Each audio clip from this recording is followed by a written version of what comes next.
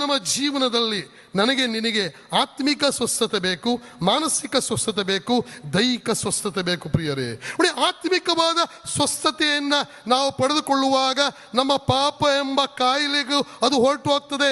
ಪಾಪದ ಬಂಧನದಿಂದ ಬಿಡುಗಡೆ ಹೊಂದ್ತೀವಿ. ಸೃಷ್ಟಿಕರ್ತನಾದ ದೇವರ ಅನ್ಯೋನ್ಯತೆಯಲ್ಲಿ ಜಯದ ಜೀವಿತ ಮಾಡ್ತೇವೆ. ಯಾವಾಗ ನಮ್ಮ ಲೈಫಲ್ಲಿ ಆ ಮಾನಸಿಕವಾದ ಸ್ವಸ್ಥತೆ ಪಡೆದುಕೊಳ್ತೇವೆ, ನಮ್ಮಲ್ಲಿರುವಂಥ ಗಲಿಬಿಲಿ, ನಮ್ಮಲ್ಲಿರುವಂಥ ಅಸಮಾಧಾನ, ನಮ್ಮಲ್ಲಿರುವಂಥ ದುರಾಲೋಚನೆಗಳು ಅದು ಹೊರಟು ಹೋಗಿ ದೇವರ ಸಮಾಧಾನ ನಮ್ಮನ್ನ ಆಳ್ವಿಕೆ ಮಾಡ್ತದೆ.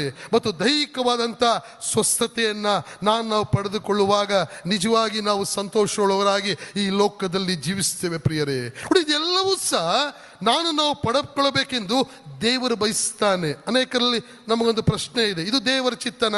ನಾನು ಆರೋಗ್ಯವಂತನಾಗಿ ಜೀವಿಸುವುದು ದೇವರ ಚಿತ್ತನ ಅಥವಾ ಇಲ್ಲವಾ?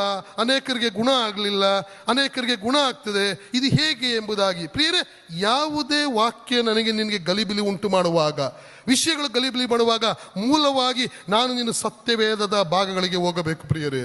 ಸತ್ಯವೇದ ಏನು ಹೇಳ್ತದೆ ಅದನ್ನು ನಾನು ನಂಬ್ತೇನೆ ಪ್ರಿಯರೇ. ಸತ್ಯವೇದದ ಮೇಲೆ ನಮ್ಮ ಜೀವಿತ ಕಟ್ಟಿಕೊಳ್ಳುವುದಾದ್ರೆ ನಾವು ಬುದ್ಧಿವಂತ ವ್ಯಕ್ತಿಗಳು. ಸತ್ಯವೇದದಲ್ಲಿ ಹೀಗೆ ಹೇಳ್ತದೆ, 103ನೇ ಕೀರ್ತನೆ 2ರಿಂದ ಮುಂದೆ ನೋಡುವಾಗ, ಆತನು ಸಮಸ್ತ ರೋಗಗಳನ್ನ ವಾಸಿ ಮಾಡುವ ಆತನಾಗಿದ್ದಾನೆ. 91ನೇ ಕೀರ್ತನೆ 3ನೇ ವಚನ ಹೇಳ್ತದೆ, ಮರಣಕರ